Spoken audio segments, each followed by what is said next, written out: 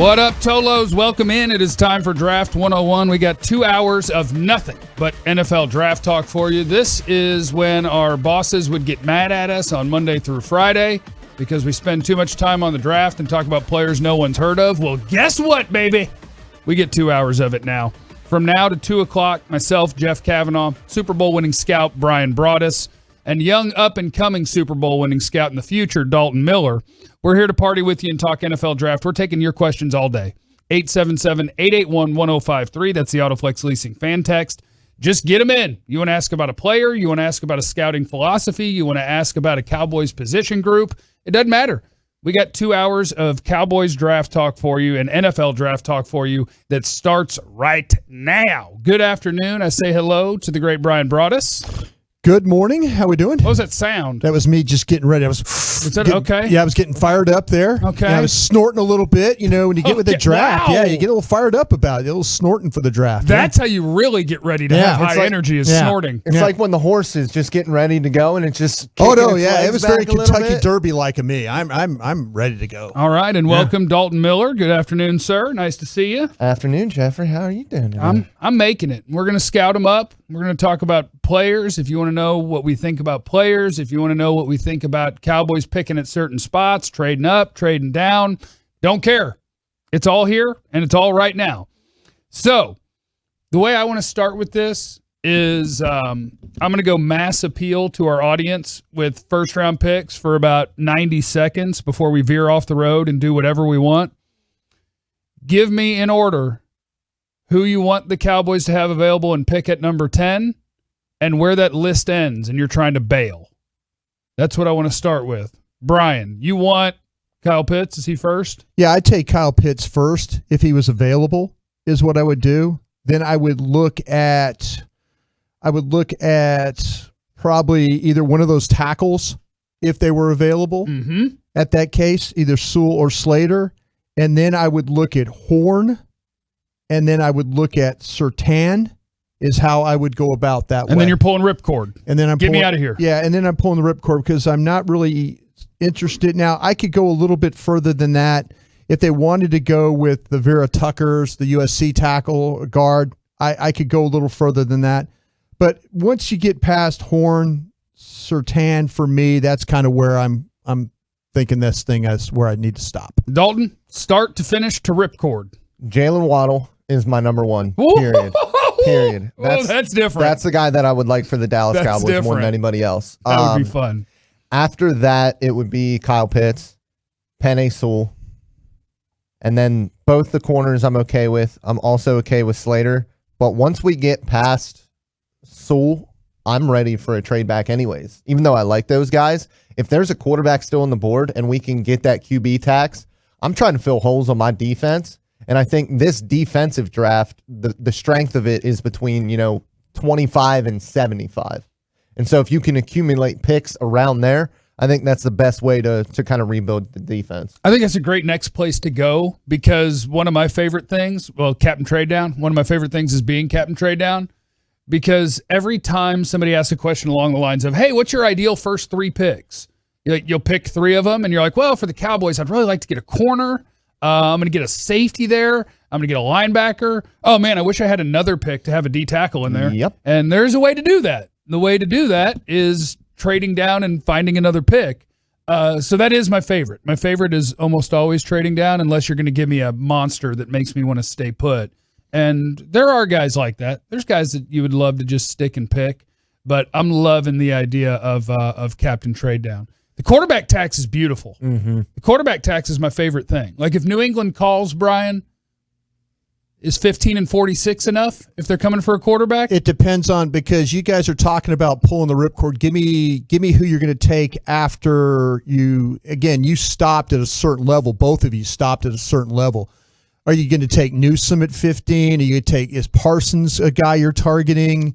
Farley because of the back? I mean, tell me who you're trading back away from. My targets at 15 would be if you could get lucky and get J.C. Horn to fall. Mm-hmm. I'm willing to take Greg Newsome, the Northwestern corner, at 15. I'm willing to take USC offensive lineman Elijah Vera Tucker at 15. I still don't think I would. He might be gone before 15. Yeah. If you wanted to get wild and do names that we haven't talked about to the Cowboys a lot, I'll take Azeez Ojulari, the Georgia pass rusher at 15. You have more questions about him, though, than you do any of these other guys, right? About a defensive end? Yeah, probably. But I think that's also the risk reward of the important positions. So you're gambling, having questions about your pick to get 46, right? To get pick 46? Yeah, but the gamble is because it's an edge rusher that's potentially the top of the class, and it's such an important position. Sure. And that to me that's why you have so many busts in the first round that play quarterback and play defensive end. Because when you hit, it's such a giant advantage that people want to try it. Who else at 15? For me, Christian Darrisaw is another guy that I really, really like at offensive tackle. Did you play him at guard? Honestly, because that's my worry. Like Vera Tucker, Sewell, Slater, you can play at guard, and if Tyron's healthy, you're fine. Yeah. If I pick Darrisaw, he's watching Tyron play. Yeah, the scouting world will tell you that they are absolutely in love with Darrisaw. The size, the mobility, they think he is actually a true left tackle. Yeah, is what they're talking about in that community. And with him specifically, and with the two offensive tackles at Dallas, what's going on with Lyle too? What's going on with him health-wise? Well, Steven told us they're both fine. Okay, sure. Yeah. That's what he told me. I mean, listen, Tyron Smith has been fine for the past couple of years, and we've seen how that's gone. He hasn't played a full 16 in 5 years. And last year he missed the entire season, or most of the season. So I'm not comfortable with that position left tackle anyways. So I wouldn't mind taking him. And listen, it stinks to not be able to play your first rounder right away. But if I'm completely washed at 15, I wouldn't mind taking him. Because if he hits, he's going to be your left tackle for the next 10 to 12 years. People are asking about Koromora, the linebacker safety from Notre Dame. Now, the problem is, the comparisons are going to be about Simmons, who we saw last year from Clemson, that Arizona took. Well, and I think Arizona's admitted that what they did was they gave him 8 roles. Like they were like, "Hey, he's so versatile. We're going to get him." What are you going to do with this kid? You going to play him at safety or linebacker? Linebacker. Well, that's the decision you have to make, and the answer is one of them, and he's going to be really good at it, I think. Oh, there's no question about the ability of the player. One of the problems and I do want to, I think, here in Draft 101, again, get your questions in 877-881-1053 is the Autoflex Leasing fan text. As we're going through this, I'm realizing something. I don't want to assume everybody knows the scouting report on every player we're naming, so feel free when we talk about a guy to give a quick thumbnail. Yeah. Like Koromora he plays at Notre Dame. He's a linebacker / lines up over the slot. Like he can cover like a DB. He can play in the box like a linebacker. He hits like a Mack truck. He's a ton of fun. And I would take him at 15. And with the Cowboys roster, I don't know that they would play him at linebacker because I don't know if they're going to bench Van Der Esch or Jalen Smith. And so maybe he's taking Donovan Wilson's job. And I think there's a portion of the Cowboys fan base that isn't going to like that. They're going to be like, man, I'm really excited about Donovan Wilson. He's really good. But to me, Donovan Wilson is promising, but it's not like he's done enough to block you from a top 15 pick. No, I 100% agree. And for me, JOK is that overhang type of player. For me, he is the guy that you can use like Jamal Adams. That's the way that I look at him because I've seen him rush the passer as well. I like him there. And he played most of his reps in the slot at Notre Dame. And I really, really like his physicality out there is fantastic, obviously. But I really like his movement skills, especially laterally. I think that he's really explosive in and out of his cuts, and he'll be able to mirror guys. He's not going to do the little slot guys, but I think he can cover tight ends. I love him in an overhang role. That would be what I would like. If somebody told you this is Jabril Peppers, would you buy that? You know better than to say that name around me. I would say I don't want him anymore. Okay, I'm just saying that if the scouting world would call him that. Because I think Jabril Peppers, when I watched Jabril Peppers at Michigan, honestly, I thought he was a running back. I was like, if you want to take him in the mid-rounds as a running back, great down there in the goal line, yeah. Because he was like what Dalton's talking about, where college football a lot of times has this different role where you're kind of playing linebacker, but you're not in the box behind the defensive line. You're outside the formation. They call it an overhang defender. And to me, Jabril Peppers was a guy that lined up outside the line and just chased everything around. And Koromora does some of that, but he can cover. Yep. Yeah. I didn't think Jabril Peppers could cover. I know when you start to talk to people about the player, that's the name that they kind of mention about a guy that but the biggest comparison, because Simmons was a good player at Clemson. Let's not. Oh, he's a great player. Let's not act like he wasn't. He was a game player. wrecker. Yeah. Yeah. But you have to have a plan for these types of players. Yeah, I think if you draft a player like that, the worst thing you could do is just overload. Where you're like, hey, we're so excited about your versatility. We're thinking on first down, you're going to play strong safety. On second down, you're going to play will linebacker. On third down, we've created this hybrid where you're going to go out there, and it's just like, I'm a rookie in the NFL. Can you just let me do a job, and then we'll go from there? Like, that would be great. Real quick, in a trade back, would you consider Barmore, the defensive tackle from Alabama? He's a guy that he's not as much as a star. Alabama's put some star defensive tackles in these drafts. This guy's a pretty steady player. You have to watch the end of the season really to get the best feel for him. Because there's times where he wasn't a starter all the times, but I know people have him as that first defensive tackle. Yeah, he's a weird one because, like you said, he's not a starter. When they think the other team's going to run, Christian Barmore's not on the field, but he's not a bad run defender. Right. But Alabama didn't opt to have him as a starter when they thought the other team might run, so he got to come in and tee off as a pass rusher, and as the season went on, he was better and better and better, and he's young. Like, there's a lot there. But for me, 15 that's too early. He's going to benefit from this being, I don't know if it's the right word, but a bad defensive tackle class. Like, there's nobody at the top that you're like, oh, would you take him in the top 10? Would you take? Like, he's just not there. I really like the defensive tackles in maybe the second, but more likely the third round area. That's kind of what I like. Barmore at 15 is too early for me. Yeah, and there's so many names in that second and third round range. But for me, Barmore, I'm out on in a trade back. I know that from what I've heard, the NFL really likes him. Even, New England at 15, if they're wiped out at quarterback or where they really want to go.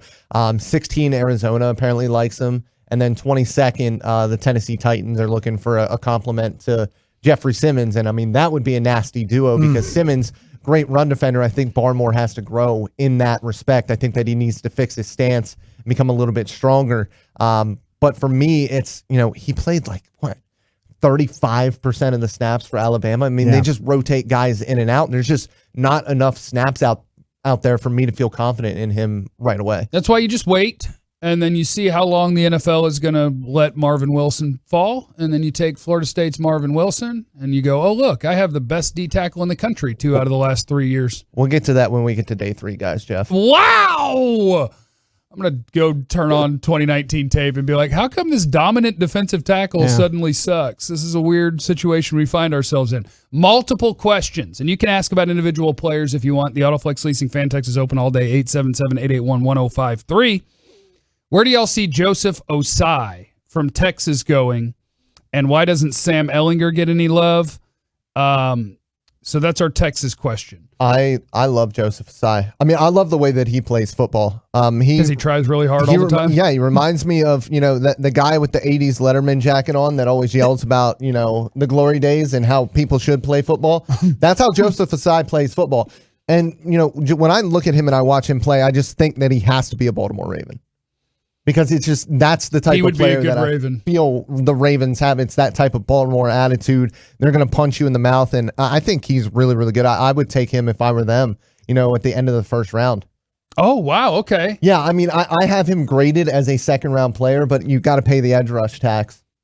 Yeah, where do you like Osai? Like, if the Cowboys took him at 44, I would be like, I don't know that he'd be my top edge guy there, but he'll be in the ballpark. Yeah. Because of that. I mean, so much of what he gets done is because he tries harder than everyone else. Yeah. The dude never quits. He's super athletic. Mm-hmm. He's just raw because he was an off-ball linebacker a year ago, and then this year he's an edge rusher. And so he's raw, and he's not big, but he's super athletic, and his motor runs like Bryan making crawfish. Yeah. It just doesn't stop. It's funny, guys, because of my top 51, I have him at number 44. And I do appreciate the way that he plays and the way, and scouts get mesmerized by that. If a guy is constantly going at you, and I kind of, I love the length of the kid. I love the way he gets the corner. There's some of these pass rushers I've been watching that they just don't have that ability to dip and to get and to finish at the level of the quarterback. If you see a guy that understands how to not get washed past the quarterback, how to get to that proper level, how to dip underneath, have some pass rush moves about you. besides that type of guy. So yeah, I again, I have him at 44 on my overall top 51 board.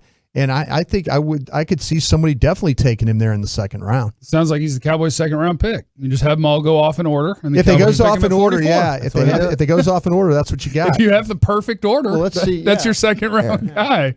And then with Ehlinger, listen, I actually like Ehlinger, I think, more than a lot of people do. He has the arm to do it. He's just not a great quarterback right now. He's got to get with one of those Josh Allen QB gurus that can teach him to throw it accurately more often. Yeah, no, absolutely. No, you're absolutely right. If he gets with 3D QB and works with them and fixes his footwork a little bit and he becomes a little bit more consistent, I think that he could be one of those really high-end backups. And listen, if you want to, you can use him. He's not as athletic, but if you want to use him as a short range runner, I mean, you can use him as a little bit of a Taysom Hill type player if your team does not have a good quarterback. Wingback. Yeah, it's funny. He's a wingback. Yeah, he is, like Oklahoma. I remember that game against Oklahoma. He must have carried the ball as like a single wing guy. Yeah. But yeah, I was watching that William Bradley King, the defensive end from Baylor, and they happened to be playing Texas.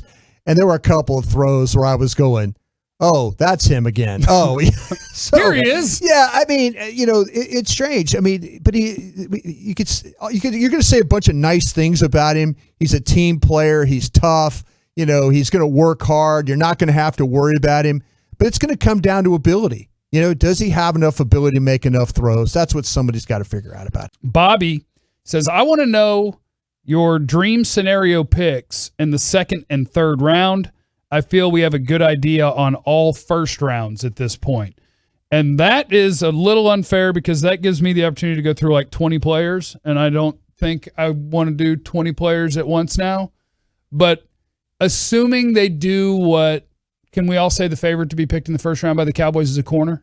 Yeah, I would say so. Yep. I would say it's going to come down to either Horn or Surtain. Yes. Then let's take this question as I'm going to get you to the second round and the third round. Uh-huh. And I want to know, with a combination of Cowboys needs and depth of the draft, what positions do you think are going to look good for them in the second and in the third?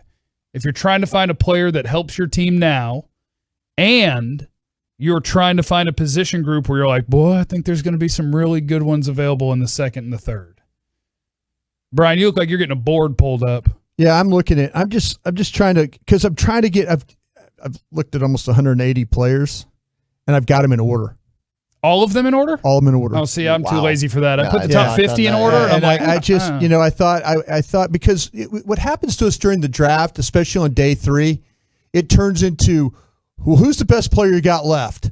And I just wanted. And I just look at the round grade, and I know which one I like more. And I did. I stacked mine. I'm going to try and get this thing to 200. I'm going to try, but I've got it stacked. So I'm kind of trying to get a gauge of where I would go. And I think just talking to some, the whispers that I'm getting, that they're hunting safeties, they're hunting linebackers, hunting maybe a 3 technique over there. So if you go past the corner, you guys mentioned Grant, I don't think the TCU safety necessarily. I know I mocked him, not your Washington guy. Oh, you didn't pick Washington? No, I didn't pick Washington there at 44 for you. That's your crusty coming out. You're like, nah, no 5'8" safeties. Yeah. Merrick, I don't know. I don't know if he gets to 44, but there's been times before where I've thought, man, these safeties aren't going to get there. And then the next they're picking Tristan Hill, and there's 3 of my top safeties on the board when we're all sitting there talking. Mm-hmm. So we'll see about that. I also like the possibility of Bolton. That's another name that they'd been mentioned. And I love the player. And I think he's a nice fit for what Dan Quinn has played with in the past. And if somehow the Missouri linebacker Bolton can here's a guy that's shorter. He doesn't have a great 40 time. Don't let that bother you. The guy makes every single tackle that Parsons should make for Penn State. And I said this on the show the other day, Jeff. He's the one guy where you don't think it's like, oh, he's not going to get there. He's like, he got there. That's the type of player he is. So I think they're going to hit this thing corner, and then they're going to try and address that safety spot, that defensive tackle spot, or even that linebacker spot. And I think Do you realize that Bryan named 3 positions? He did. On top of the corner you already took? Yes. Do you know how you get 4 players? Trade back. You trade down. Okay, go ahead, Dalton. Well, no, that's because I'm trying to figure out in my heart of hearts. Yeah. If they took Horn and Bolton, I would be so happy for them. Yeah. Because I know they went and got some football players. I mean, well, and that's the sort of attitude that I think transforms a defense. Those 2 guys, I think that's a couple of dogs that changes the attitude. Let me tell you something else, though, that I'm starting to learn about, though. We need to dig in on what happened with Diggs off the field. Yeah. I mean, I've seen the stories on Instagram, but it's something that I know nothing about. Okay. So I'm just kind of like, all right, we'll see. But then this is where sometimes logic comes in or thought comes in. If you have a situation with one of your corners or somebody that has maybe some off the field stuff, maybe the next guy you take is let's take the sure, let's take the safe. That's why you're seeing love for Surtain. I do with the scouts. Scouts are always going to want to take the steady guy. Mm-hmm. They're always going to want to take the steady guy. So keep an eye on what's going on with Diggs. And in turn, maybe it relates a little bit to what's going on with why there's so much love in that building for Surtain. And I think when we look at the linebackers specifically, he didn't test very well. And when with Bolton not testing well and the rest of the linebacker class testing freakishly, I think he will be there at 44. Yeah. And I think he could fall further than that too. I think he's a great player. He's my linebacker 3, I believe. I'd have to get my sheet up here, but he's a fantastic player overall. I'd be happy with him at 44. I think that this sets up even well to 99 with the 3rd round comp pick that we have as well. I think that, with linebacker or with defensive tackle more specifically, there could be a guy there that they really like and that we really like at 99. So I think, whether it be a safety, if one of those guys are around at 44, whether it be Grant or Morig at 44, because Grant, as much as we love him, he is going to be a 24-year-old rookie, and he's not the strongest against the run. I like him. He tries hard against the run. He just doesn't have the frame to really be a bruiser, but he's going to be a free safety. So how much do you really care about that? Yeah, I think that's where they're looking right now, too, as far as they're looking for that true free safety. Yeah. Would be, and there's some good that's about Grant. There's some good about Donovan Wilson. I'll mention Holland is another guy from Oregon that I really, me personally, and I know there's probably not a lot of people, but I see a real true free safety when I watch him play. And it's tough because you don't get to see him play it, so you have to just project him as exactly right. Or go back to 2018. Yeah. Go see him a long time ago. Yeah, you can see some free safety. Well, heck, if there's some like the dang Walker Little, that tackle from Stanford. If you want to watch him, you got to watch him play Pop Warner. Basically, you got to go back to 2008. Yeah, and you were talking about right away helping out this football team, but I think if you're looking towards the future a little bit, this offensive tackle class is ridiculous. So at 75, you might have a super high upside guy there that you like as well. Won't help your team right away, but for the future of your football team, it could be great. Yeah, I do. I like what you're talking about with those offensive tackles because I know for a fact there's a kid, Christensen from BYU, and when you watched, and one of the good matchups, if you ever have the opportunity, Turner from Houston and Christensen from BYU. That was a good struggle between those guys. I do know that they have their eyes on a type of a tackle in that round. Christensen, again, keep an eye on him. Okay. And if it's, my thing with them is if it's tackle only, it better be 3rd round or later. Yeah. Because in theory, he's going to come in and watch other people play until it's his time. Right. If you've got tackle guard flexibility, you may take him higher. And you have my blessing. And they have Nasicki too, so they don't. Yeah. Like even if Tyree gets hurt, you don't have to start a rookie. Yeah.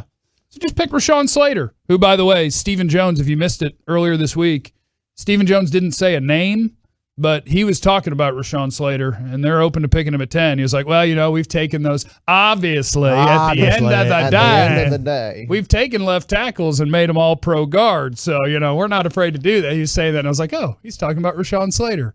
I'm in. Let's go. Okay, there was another question that I lost, but he's talking about the cornerback class in this NFL draft and after the 1st round, because we know that Surtain or J.C. Horn could very well be the pick at 10, but if it's not, if you have somebody fall in your lap, Kyle Pitts, Danae Sewell, Rashawn Slater, Yeah. and the Cowboys pick them, they're still going to want a corner. Yeah. At least one.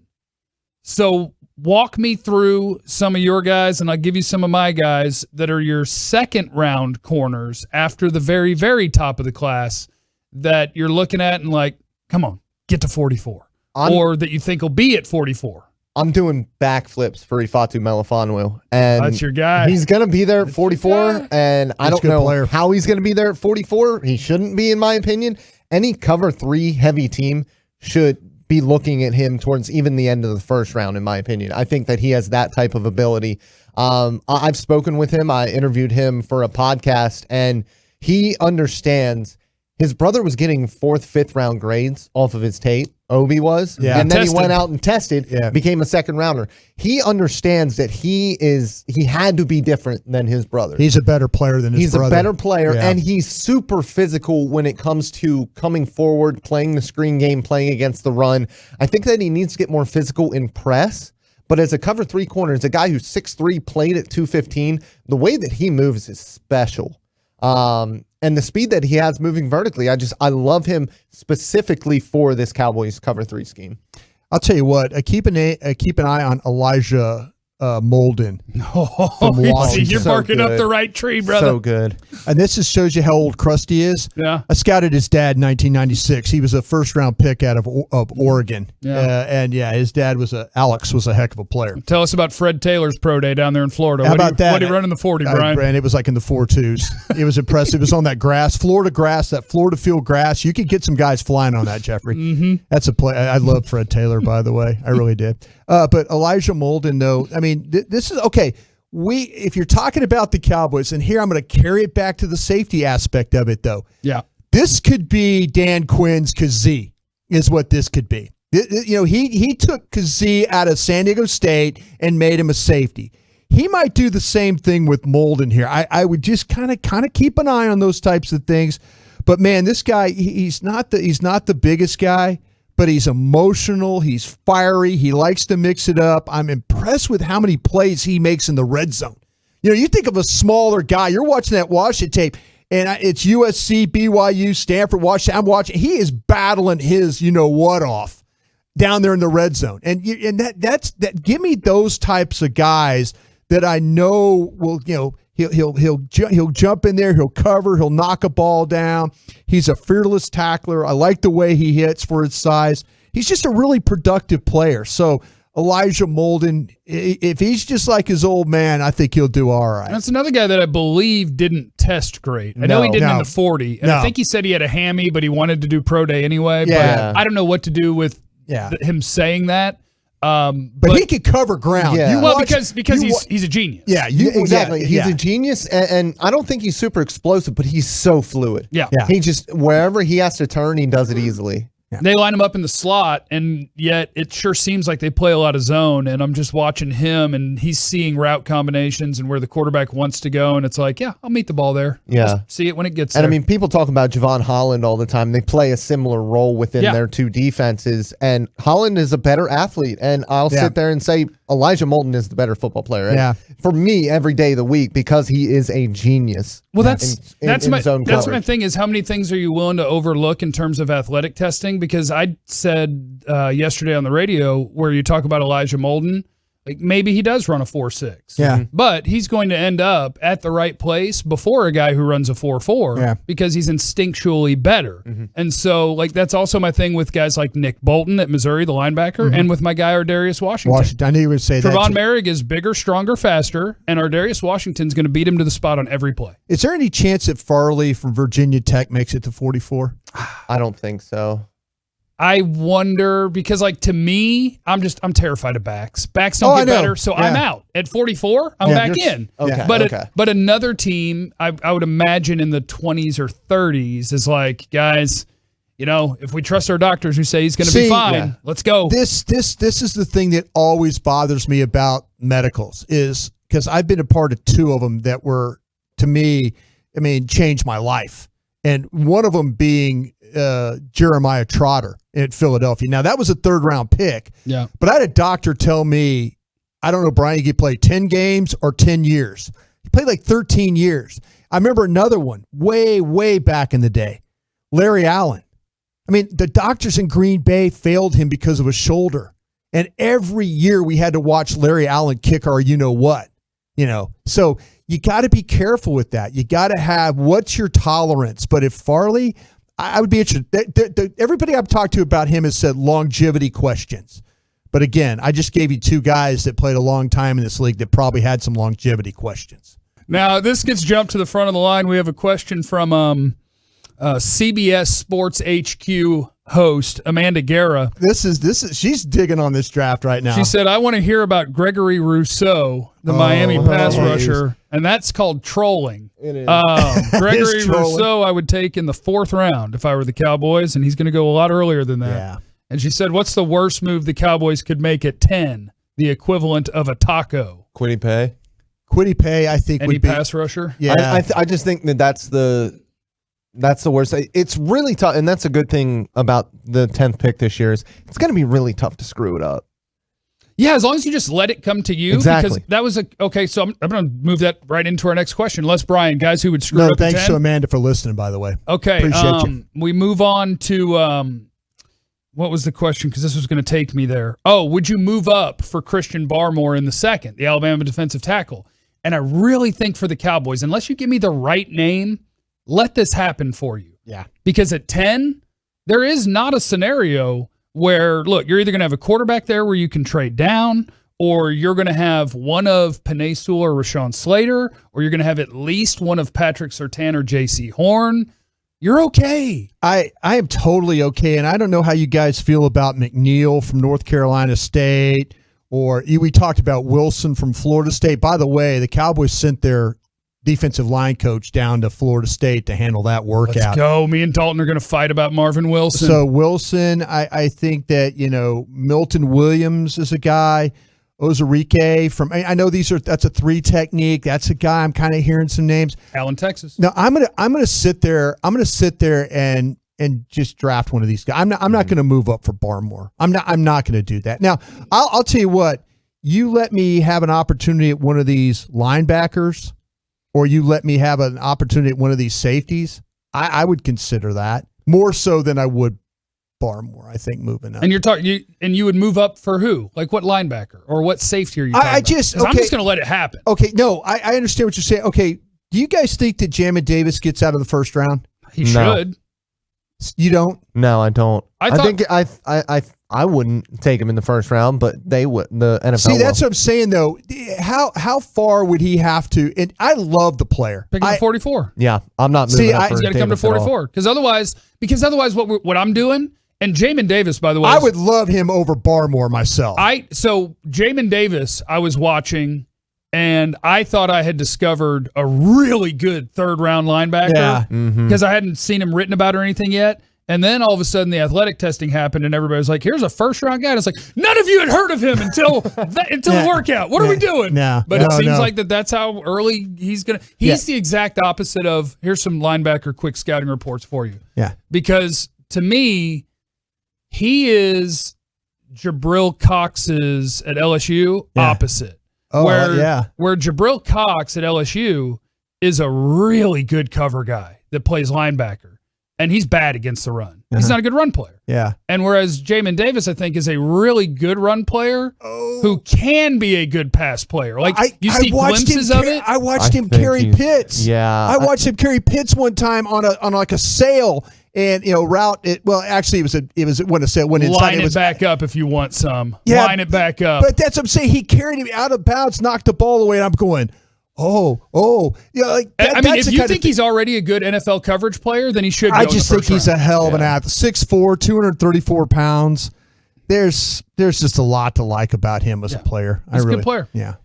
Yeah, I mean, with the defensive tackles, man, you brought up Alim McNeill. Yeah. I can't hide it. He's my favorite player in the draft. It's not even close. It's funny how close. Seriously, he is breathing the same air as the center. He's that close to that. And you're right. I think you said something and I'll let you expand on it during the break. You said if they don't play him as a head-up nose, I'll let you talk about that a little bit. Yeah, I mean, he's a freak athlete. He actually went to NC State and was going to play baseball and football there. He was a very good baseball player, and he is a freak athlete for the position. He played at 333 pounds this past year. He's more comfortable around 315. He is explosive that first step if he's allowed to be, which in the NC State 3-down lineman, is a straight zero tech. He was just never able to really show it. Yeah.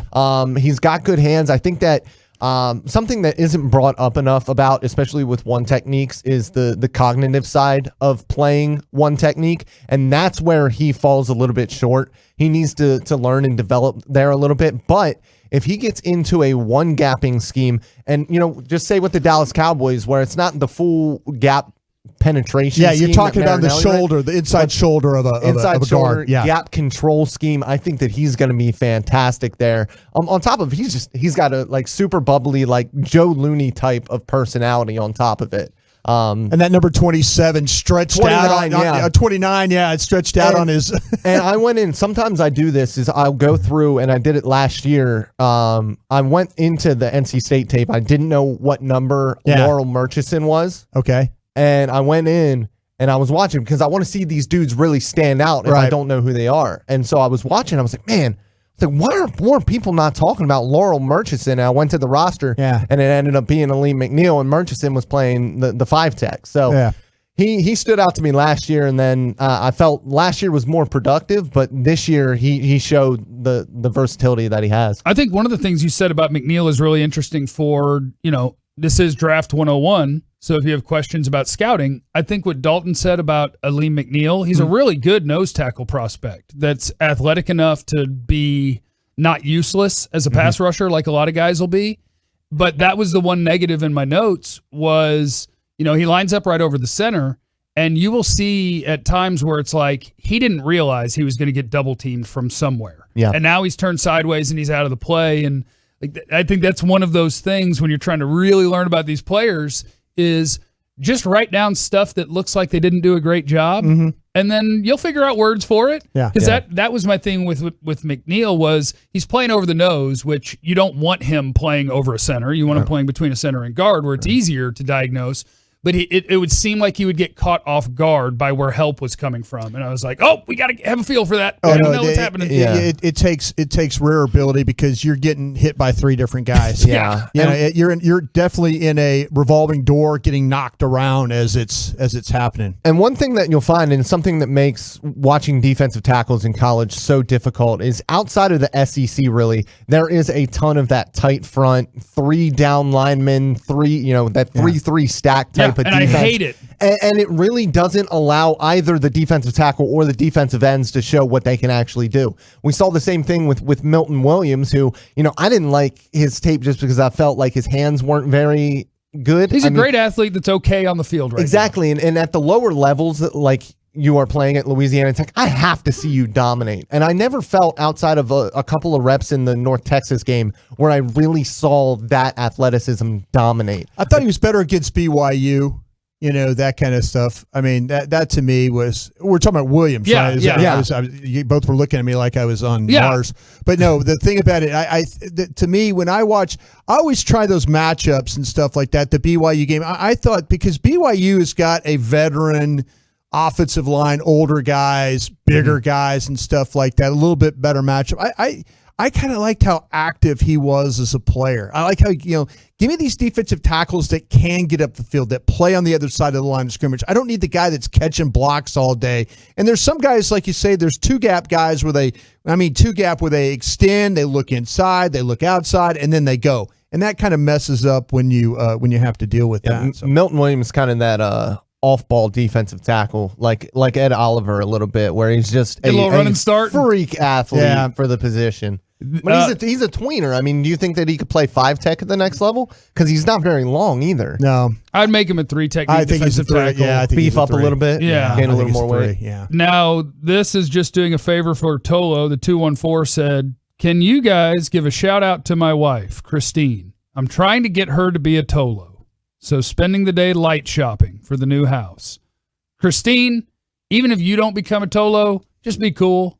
Let your husband listen all the time. Tolo, of course, turn it on, leave it on listener. We appreciate those. Yeah, and also I was looking down here at the text. So we got one from the 361. The text says this is D and CC, mother and daughter listening from the 972. They want to know thoughts on Jalen Phillips from the U. I mean, how scared are you about concussions and wrists and almost retiring and musical production? But he's a really good pass rusher. He is a really good pass rusher. As somebody who's had many a concussion, you see it. I can tell there? the way that you said that.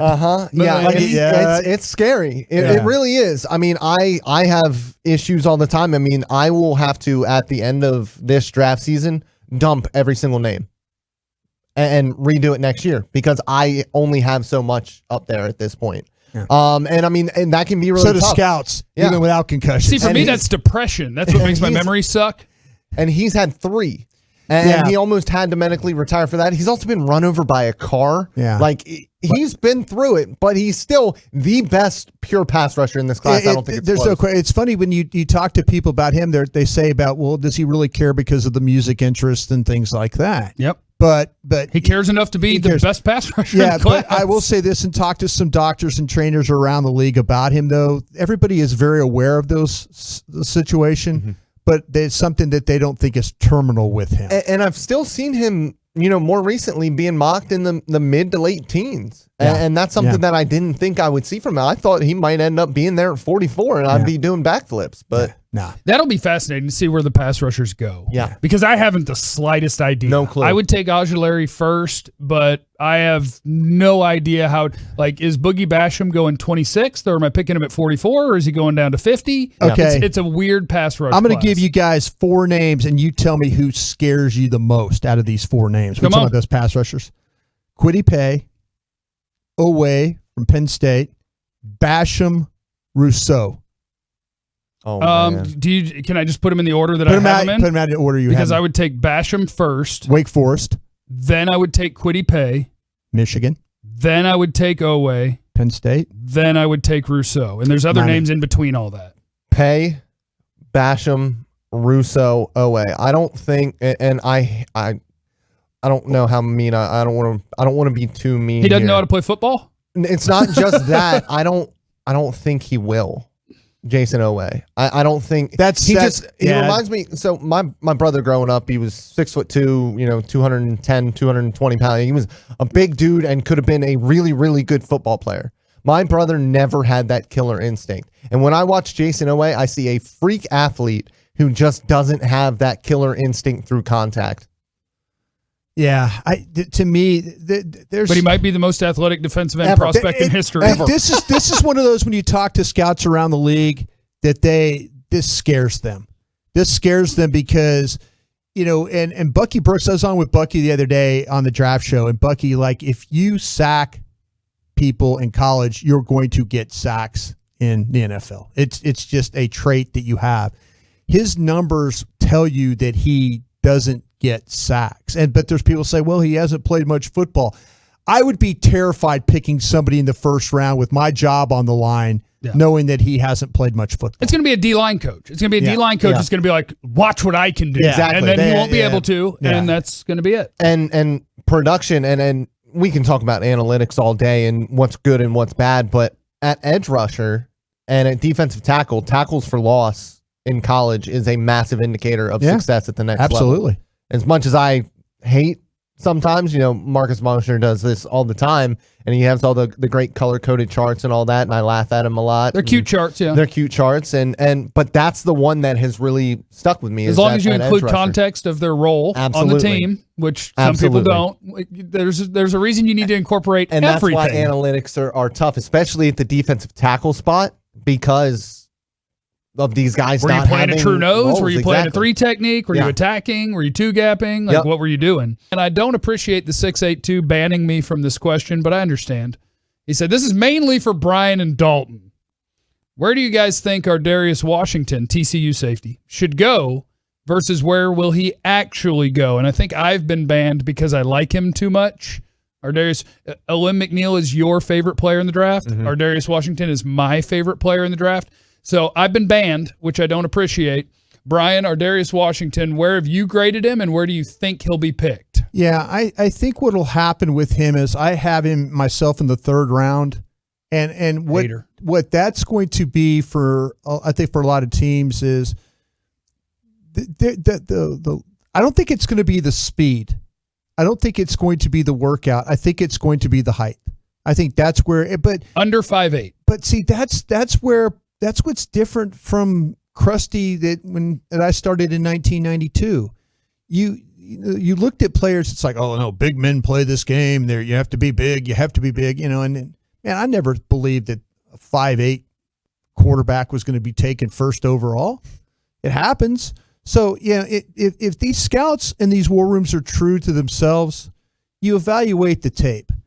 Jeff, you've mentioned this before about like with Moehrig, all the plays that he made were basically set up by other plays that Washington made. Or Washington was in position. Yeah, you look at his one-handed pick in the back of the end zone against I forget who it is, and it's because Ardarius Washington from the other deep half came all the way across the field to contest the tight end who was on Moehrig's side of the field and make the ball tip to the back of the end zone. He sees everything faster than anyone in this draft class. I believe the only thing that's going to hold him back will be the height. If they truly evaluate the tape, then I have him in the 3rd round. And it's not, and really that's to be honest, that's a coward. That's a coward move right there. It really is. Yeah. That is a coward. And I always talk about don't window dress your board and stuff like that, but that's a coward move. And he's a lot better player than that. It's hard not to though because he's. My training of he's this tall, and then I think about that kid that played at Minnesota, University of Minnesota. Winfield Jr. But I scouted his dad, and his dad was a short guy that was just tougher. And you got to give these players their due. And Washington I think he'll get his due. I just do worry about teams knocking him because of the lack of height. Yeah, so I was the conductor of the Antoine Winfield Jr. Draft hype train. Mm-hmm. I loved him. The difference between he and Ardarius Washington is, 30 pounds? Yeah. I mean, that's really the difference for me personally. And listen, Ardarius Washington has no issues coming down and trying to make plays against the run, make tackles. He just physically can't do it. He's not afraid as to. Well as a guy like Antoine Winfield Jr. was. I have him in as a late 2nd round grade for me. I think that as a coverage guy, I think he's the best out of all of the safeties. And I think his role is going to look a little bit more like a slot corner role at the NFL level than it would as a traditional free safety.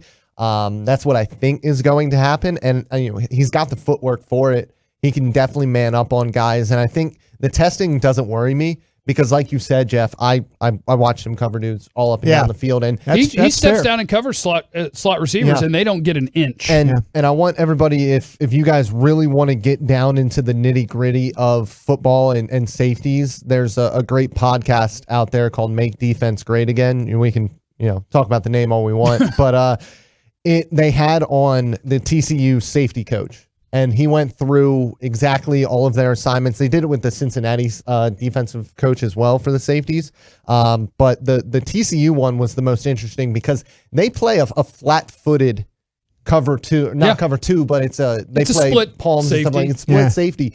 But so many guys, open up and turn and run with these guys. And those two, Trevon Moehrig and Ardarius Washington, are taught stay flat-footed and play underneath as long as you feel comfortable. And I think that with Ardarius and Trevon Moehrig, you see that flat-footedness and you might think, I don't love that, but that's how they're taught. That's funny because that was my knock on Moehrig. And now I know better because my knock on Moehrig was he's so often lined up over a slot guy as a half-field guy and he just catches him in coverage. Like he's just standing there and he catches him. And he ends up making plays on the ball. Mm-hmm. But I'm like, man, what if he kept running? Exactly. And that's something that, not a lot of teams will do at the next level, but that's the context that you get from listening to these coaches talk. And it just made me think like that's how that system at TCU is so complex. And for those two safeties to be as good as they are, I mean, that's fantastic. And Ardarius Washington is the most complete mentally at the safety position in this draft class. I mean, he has plays on tape where, I've been watching these guys for 7 years, and he has plays on tape that I'm wowed by, where, he's on his half of the field and whoever the inside receiver is running some sort of route, but he can tell by what the quarterback's doing that he's going somewhere else with it, and he'll peel off at the perfect angle to a route that he can't see behind him. And I'm just like, okay, this guy knows what the other team is doing. His instincts are incredible. And like my guess, I don't know. I mean, I could see him being picked in the late 4th round. And I think he's the best, and maybe even later. And I think he's the best safety in the draft on tape. And so that's the hard part is you're betting on a giant outlier because your GM is going to be like, hey, he's 5'7 3/4 and he runs a 4.6. What are you talking about? And I'd be like, click, and I would turn on tape, and I'd be like, show me where the speed hurts him and show me where the size hurts him. There's going to be there's players that just don't test well. They don't, and the one thing that these scouts through the pandemic have had to do is sit at home and watch tape. They don't get to go and watch practice and things like that. So there's a lot of that. Like if you really don't feel good about a player, and you're in a scout, you watch all his games. Just if you don't have a chance to go watch his practice and talk to people and stuff, just watch his games. And I think that's where a lot of people are going to grade this player because of that. They're going to say, hey, his tape is too good to let him go to the 4th or 5th round.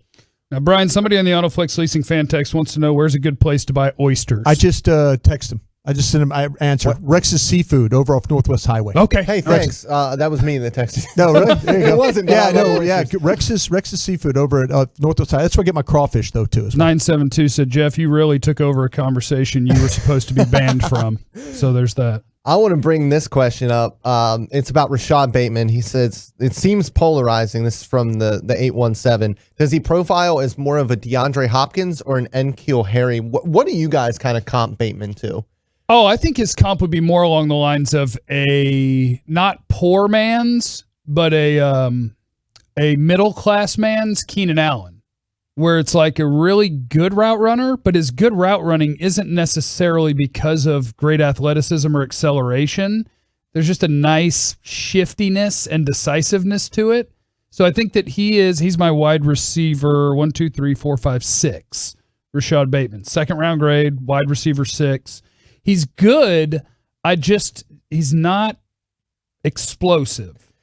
So I agree with that he doesn't look explosive on tape, but I think that we kind of made that mistake last year with Justin Jefferson from LSU. For sure. I think that he could be the Justin Jefferson you guys made a mistake. I didn't. I did make a mistake. I had Jalen Reagor ahead of him. So did I. Yeah. And with Bateman, I mean, the double moves are so great. I think when he's moving in angles that are 90 degrees or less, he is outstanding at changing directions. I think when it comes to coming back towards the ball, I think those transitions are a little bit more difficult for him, but he's really, really leggy as a runner, much like Justin Jefferson was. But Justin Jefferson had that little secondary rocker step that he used to just destroy dudes in off coverage. And I think that you can use Rashod Bateman as like a Keenan Allen type at the next level. Yeah, when you start to talk about Hopkins and stuff like that, and I'll say Bateman has that trait. Hopkins was a catch point god. Oh, but how about Bateman this? Can go up and get it, but it's not like DeAndre. Okay, well, and I'll tell you how it is like Hopkins. How many bad balls did you watch those guys at Minnesota throw up and him come down with? He caught some bad That's balls. what I'm saying. That's where the comparison of Hopkins to me is. I'm not saying if Hopkins has always been a guy like, okay, the ball shouldn't be caught and he catches it. I think Bateman has the same type of ability. I really, really do. My first line of my notes was one of the most talented receivers I've studied during this process. That's my first line. I said, I don't believe there isn't anything he can't do on the field. He's my wide receiver 4, and he's closer to wide receiver 3 than he is 5. Because like I say, he and maybe I over-evaluate this. He is a guy that lines up and plays in cold weather and makes plays. God, you love the cold weather stuff. I do, especially at wide receiver. Especially when he's going to go to Green Bay at 29. If he, I'm saying, possible. you have to be able to take that cape off. And I'm not talking about the Superman cape. I'm talking about the sideline cape. Go out there with no sleeves and gloves on and go out there and make plays for your team when it's 26 degrees. Rashod Bateman does that. And that's what I appreciate about his game the most is that wherever you throw the ball, he's going to catch it. and he's got that toughness to him to make it happen. From the 469, can we talk about Jalen Twyman and when we could get him? I think he's going to be a beast at 3 technique, and we know how the Cowboys love the 3 technique.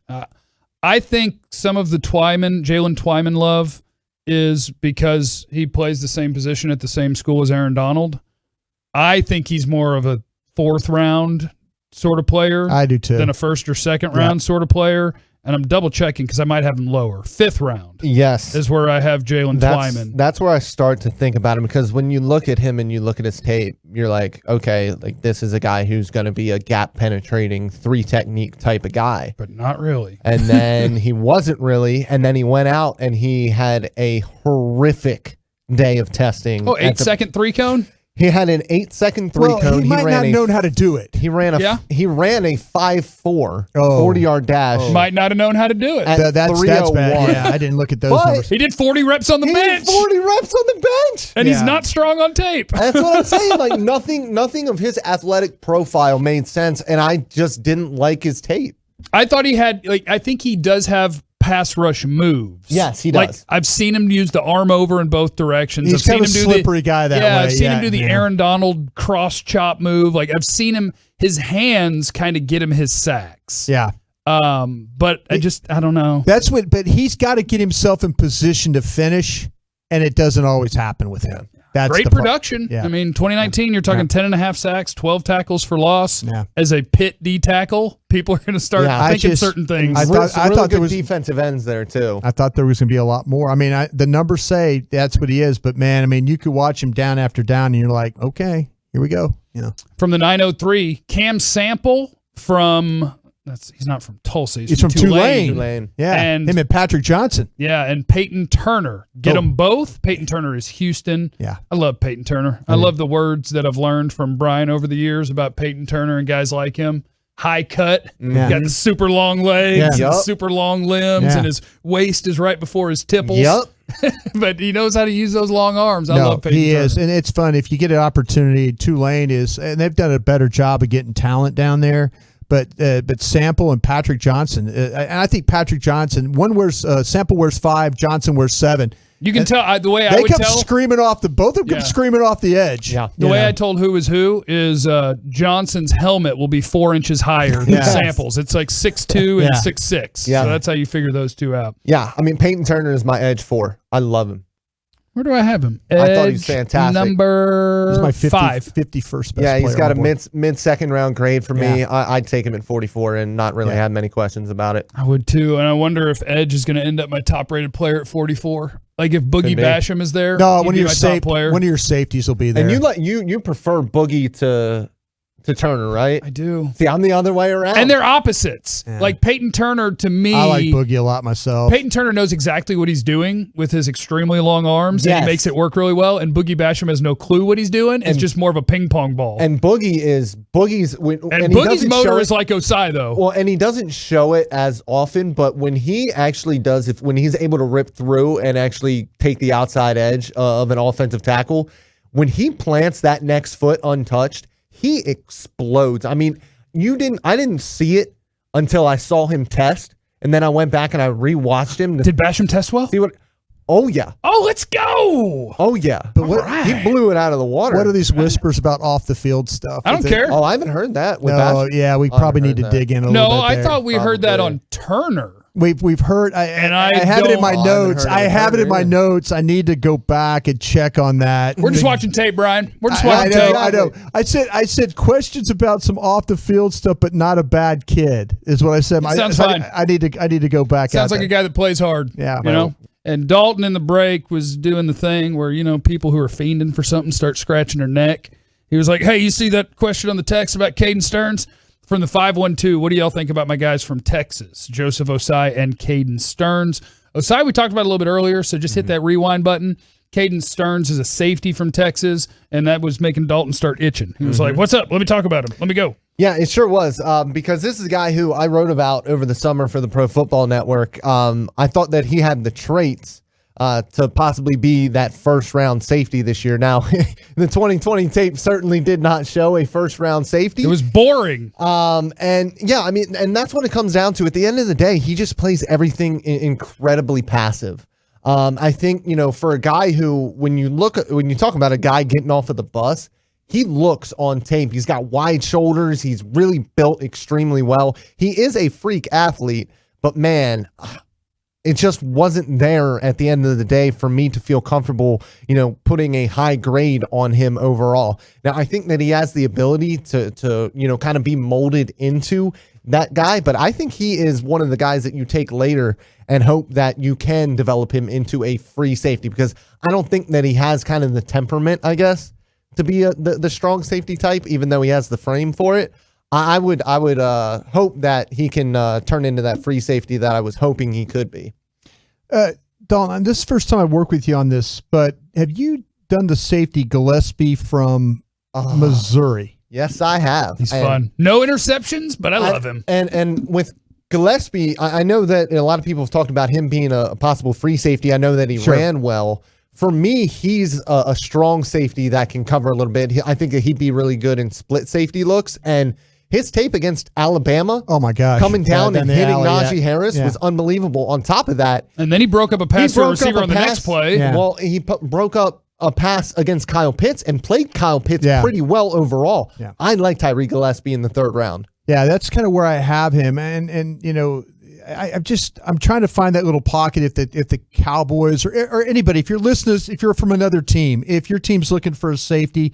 We've mentioned some really good ones. We talked about Holland, Washington, Gillespie. I mean, Merrick. These are all. If you're Diablo, Diablo, exactly. If my you're, safety 5. If you're a team hunting a safety, I think you're in good shape here. I really, really do. I like the quality, and I know we were talking about Stearns earlier, but that there's so many more guys that I consider over him. I guess that's the point I'm trying to make here. There are, if Jeremiah Owusu-Koramoah is called a safety, then I would say there are 1, 2, 3, 4, 5, 6, 7, 8, 9 safeties in this draft that I like a decent amount. I think Stearns ended up as my 8 or 9, but if you consider JOK a safety, which, I graded him out as a linebacker for that's why you just cheat like me.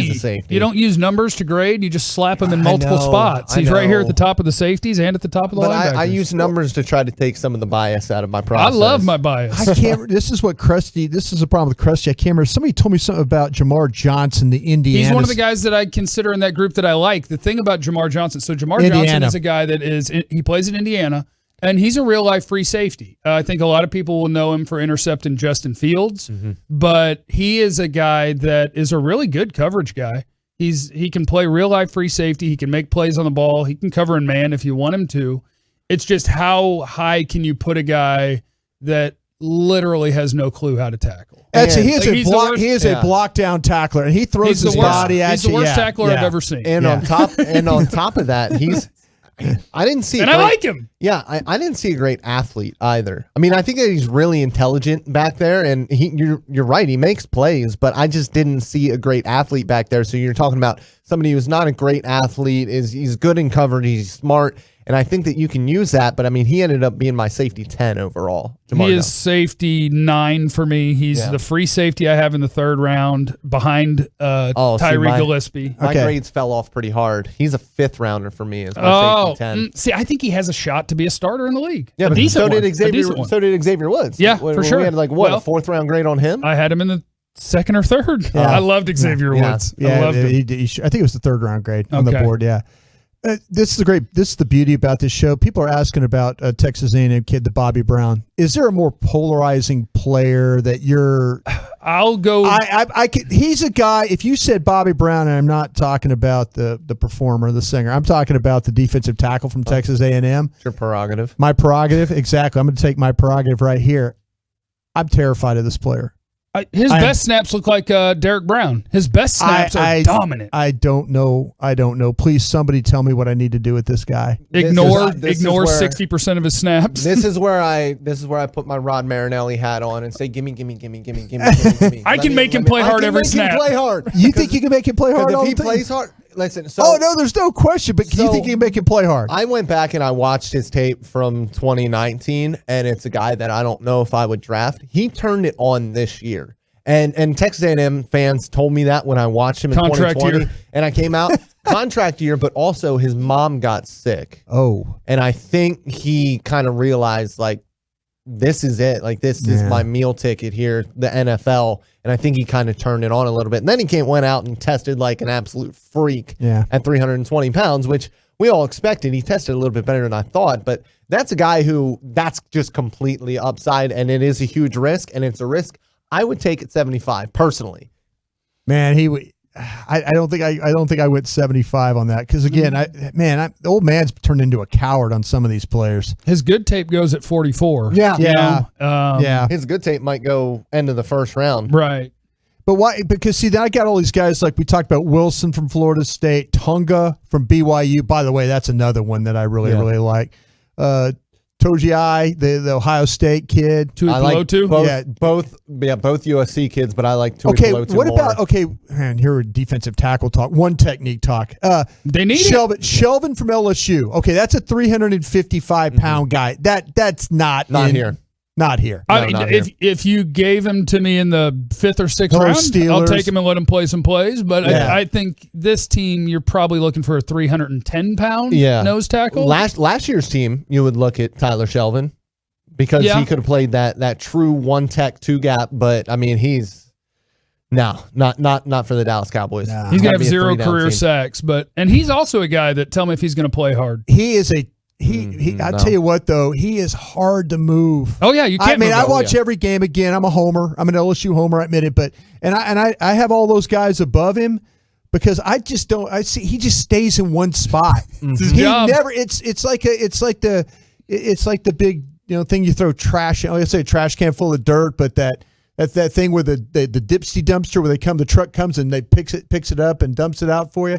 That's what he is. He just sits there. Mm-hmm. He didn't move. You can't move him. That's what I mean. He's a perfect nose tackle who will get 0 career NFL sacks. Yeah. You think he'll fall into one? Unless somebody comes forward in the pocket, he gets squeezed, and he's standing there. He'll average 1.5 sacks a season. Well, let me ask you guys real quick then too. Who is the one player you've scouted you're the most scared of? The most scared of, and I mean scared of like, man, why? Scared like. You have to take him high, but you're scared because the evaluation. You see everybody, and you should always do your own work. Yeah, but you see everybody in the country is talking about this one guy, and you're like, man, I could be really wrong about this. It's obviously Greg Rousseau, the Miami defensive end. I really think he's a maybe 3rd round or 4th round project player.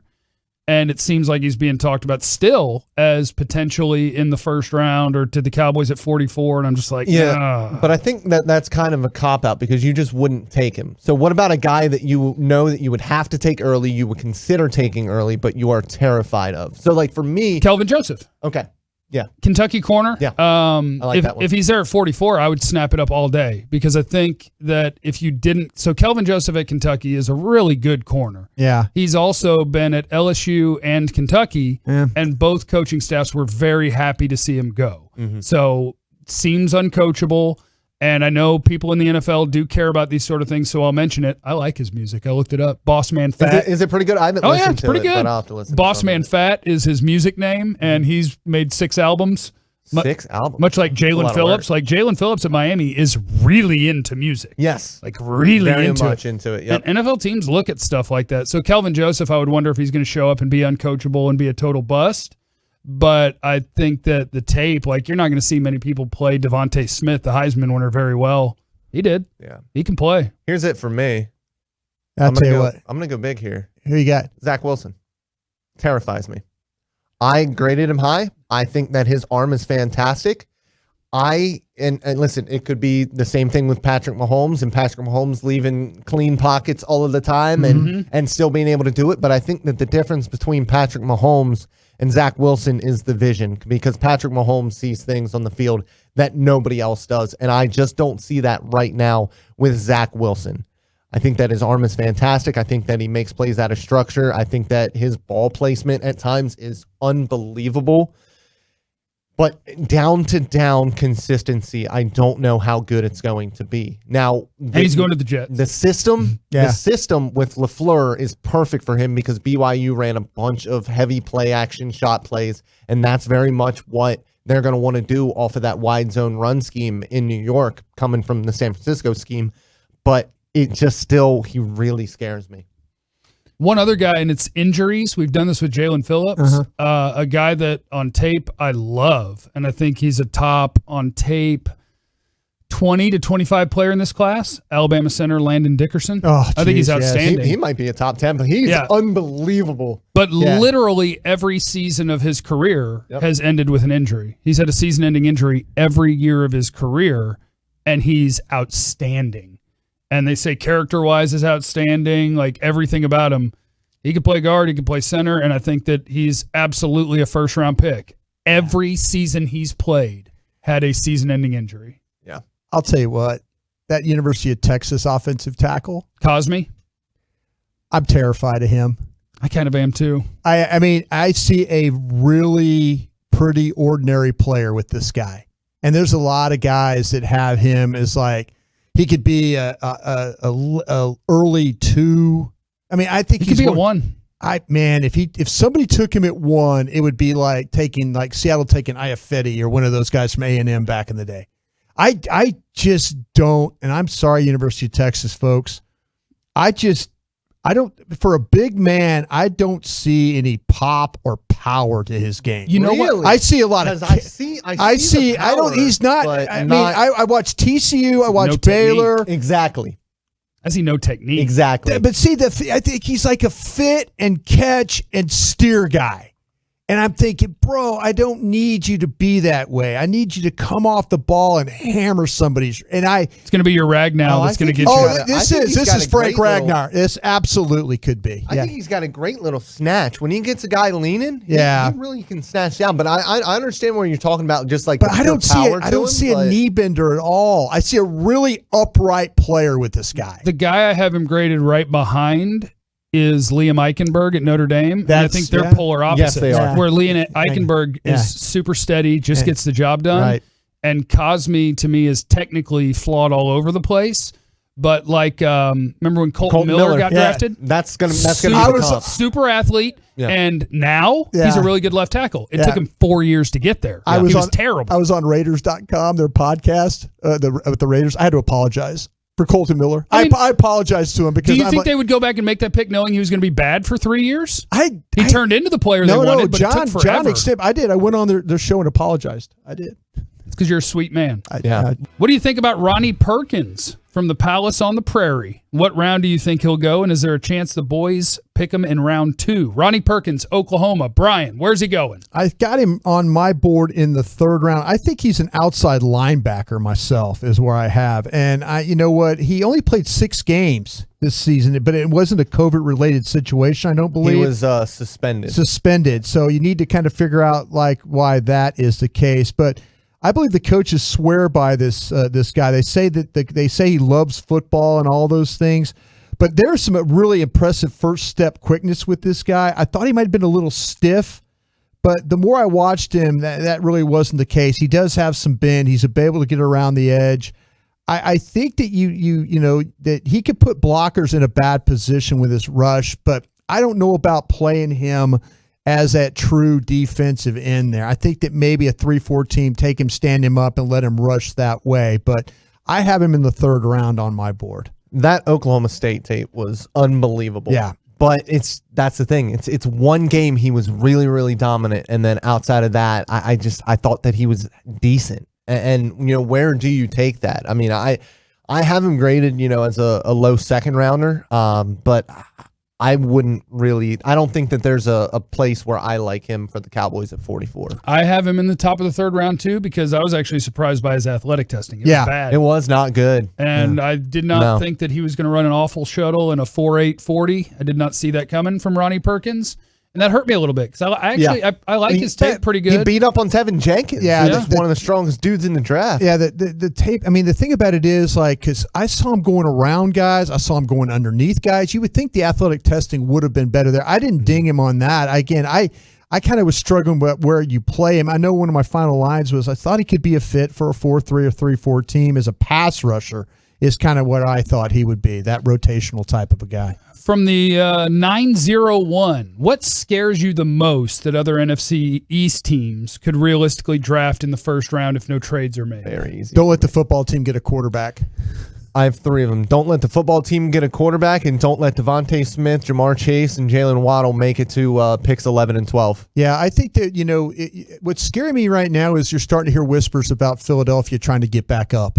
I'm okay if they move up for a corner. I hear it's for Surtain. What scares me is if they get the receivers, because I love Patrick Surtain. I love J.C. Horn. I don't know how well they're going to be able to cover these receivers. I mean, because these receivers are really, really good. So I also have 3, Dalton. It's don't let Washington get a quarterback. Mm-hmm. Don't let Philly get a quarterback. But I don't think they will. And don't let the Giants get a quarterback. Yeah, and but 2 of them probably aren't trying to. I'll tell you this, though. I'll tell you this about the Giants, and I'm hearing it could be wide receiver, but they're hunting defensive ends, too. Ojulari is a name, and I was also asked about Jalen Phillips. I know we brought him up earlier in the show. From the 469, what do you guys think of the LSU linebacker Jabril Cox? Oh, jeez. That's your guy. What I do you know. mean, I know. Bryan doesn't like him. No, and the problem I have. Go ahead, Dalton. I know you got him. For me, I like him. For me, it comes down to, I watch guys like Fred Warner from BYU a couple years ago, and I'm like, he's a good player. He's just not that good against the run. Yeah. He's okay with this it guy in college, covers, you're but right. he covers really, really well, Yeah. and now he's one of the best linebackers in the NFL. So, when I look at Jabril Cox, he's a guy who played pretty much in the slot for North Dakota State. Came in and tried to play a little bit of linebacker for LSU. He's not the most physical dude in the world. He's not the best against the run, but I'm going to bet on him as a coverage guy at the next level. I think there were times where you watched him play, and again, this is the bias I have, but to me, he just did not. I didn't think he always saw what was happening to him. I didn't think he was an aware player, and that bothered me about him. I mean, he played well the national championship, but I should take that back. He came after his national championship season and playing here. But I tell you what, I just didn't see a very consistent guy. And that bothered me about this particular player. Yeah, I got a question here from the 817, and I need to address this because it's something that's very near and dear to my heart. Would you trade Amari to the Ravens for one of their first-round picks, take advantage of the Ravens' desperation for a receiver? Would the Ravens even do that? Can we please stop with the Amari Cooper slander? He is a top 5 route runner in the NFL. He just had 1,200 yards with 4 different quarterbacks. Oh, my God, guys, keep your really good players. Which pick are we going to get? Oh, it was a 1, but it's 27 or 30. I don't want either. 31? He's 26. Amari Cooper. I'm just having fun with I know you, you man. are. I know you are. Amari Cooper makes life easier for Michael Gallup and for CeeDee Lamb. Yeah. I hate the trade your real life number 1 receiver, like not your number 1 receiver, but a real number 1 receiver, and save money or do something else. I'm like, no, do it somewhere else. You have a number 1 receiver. If I see CeeDee Lamb over the next season turn into that, and he becomes the focal point of the offense and teams try to stop him, because we saw this with Juju Smith-Schuster, where he was not the number 1 and he was getting 1,200 yards and Steelers like, oh, we'll be fine. Let's go ahead and get Antonio Brown out of here. And then Juju can't get open. Welcome to the life of a number 1 receiver. It's hard. You have one. Don't be in a hurry to get rid of him. Yeah. Yep. No, you guys are right about that. Absolutely. Disaster draft scenario for the Cowboys. What is it, and who do you pick? I think the disaster, I can draw it up pretty quickly. Lawrence, Wilson, Fields, Lance, 4 quarterbacks are gone. Sure. Surtain and Horn are gone. Yeah. Kyle Pitts is gone. Rashawn Slater and Penei Sewell are gone. And nobody will trade up for the 5th quarterback. Right. That's your disaster scenario. And what do you do? Because it is a disaster. And you can't trade down. In theory, you can't. Yeah, I think you could always can't trade down. trade down for something. You had both tackles gone, right? Is what you said? Both tackles, both corners, and Pitts are gone. I think they would take Parsons. Me personally, I think they would take Parsons. That would not surprise me. I would want them to take Jalen Waddle. Yes. Or 100%. Jamar Chase. I mean, listen, I want him to take Jalen Waddle anyway. So Yeah. Jalen Waddle's a stud. I just think they realize they do have a real need at linebacker. Yeah. They do. And if they address it at 10 or 44, I think they're going to address it.